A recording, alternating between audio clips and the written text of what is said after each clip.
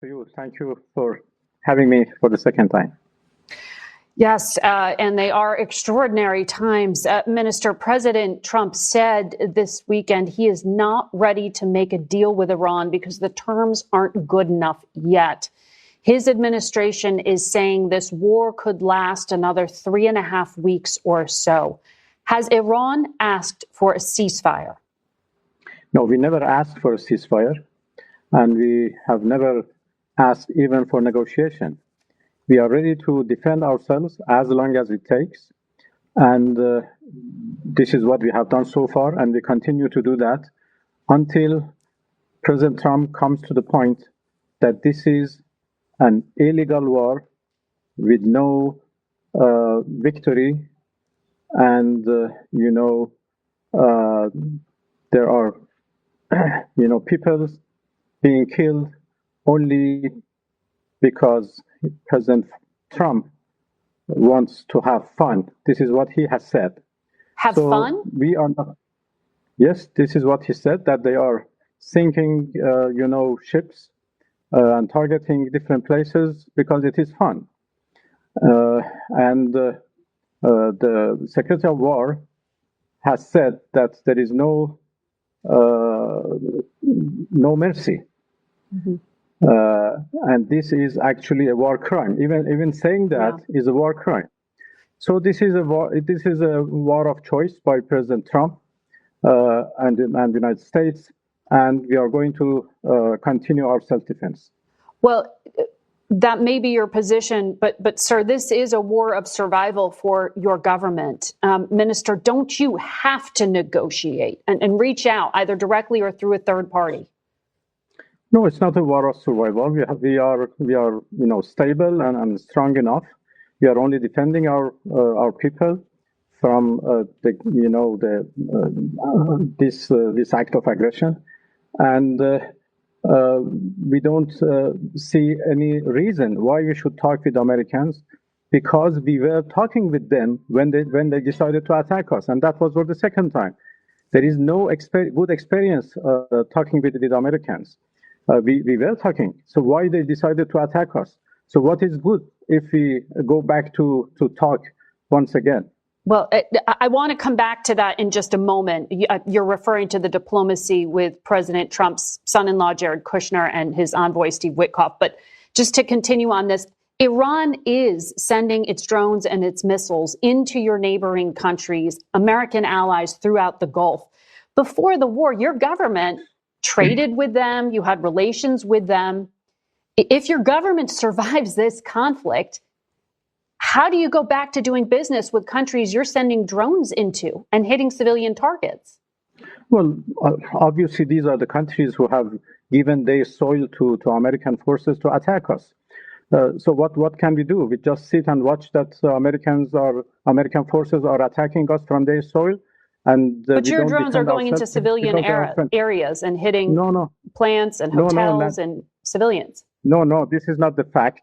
We are only targeting American assets, American installations, American military bases. Everything belongs to Americans. And this is a fact that they are using their soil.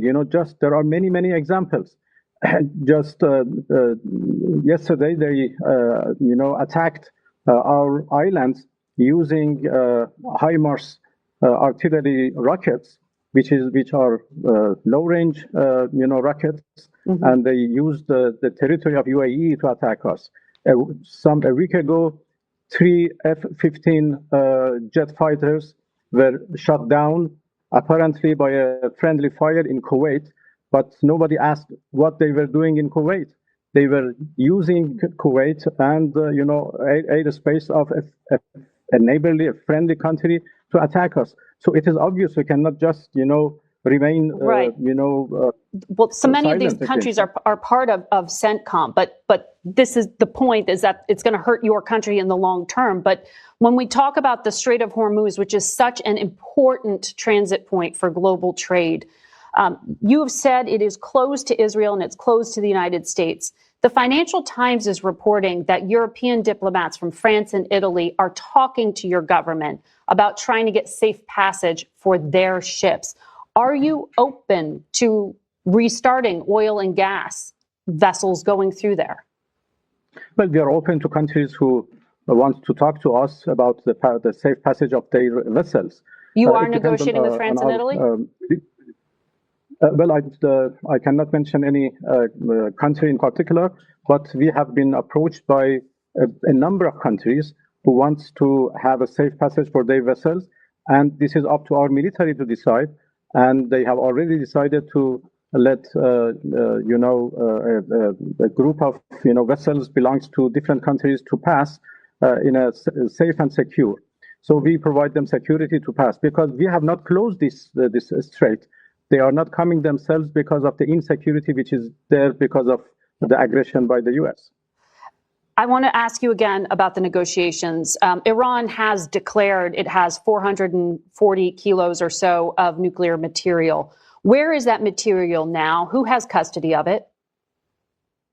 Well, we have not declared. This is verified and declared by the agency. That's right. This is not a secret. This is not a secret, The agency have said in his many reports the exact amount of our enriched, nuclear material. Yes. So where is it now? Who has custody of it? So they are under the rubbles. Our nuclear facilities were attacked, and everything is under the rubbles. Of course, there is the possibility to retreat them, but under the supervision of the agency. If one day we come to the conclusion to do that, it would be under the supervision of the agency. But for the time being, we have no program, we have no plan to recover them from under the rubbles. Am I understanding you here? Because I know that you said 48 hours before the U.S. strikes happened, you had personally offered to President Trump's negotiators to take that 440 kilo amount of 60% enriched material and to dilute it. You said Iran was ready to give that material away. This was in the deal that was also presented to Vice President Vance by Oman. Today, is Iran still willing to let go of that enriched uranium? Well, that was one of the elements of a deal that we were negotiating with our, American interlocutors. That element dealt with the question of Iran's 60% enriched material. And I offered actually that we are ready to dilute those enriched material or downblend them, as they say, into lower percentage. So that was a big offer, a big concession, in order to prove that Iran has never wanted nuclear weapons and would never want them. Are you willing to give that up now? Well, there is nothing on the table right now. Everything depends on the future. If any time in the future we decide to enter into negotiation with the U.S. or other interlocutors, we may decide what to put on the table. For the time being, nothing is on the table. There are at least 4 Americans being held at Evin prison that we know of, including a journalist, Reza Valizadeh, and Cameron Hekmati, a 61-year-old man. What is the status of those Americans? Are they safe? Well, if the U.S. and Israel do not attack our prisons, I guess they are safe.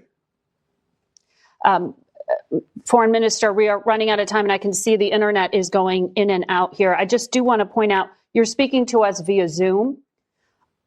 The Iranian people don't have open internet access, but you do. Why?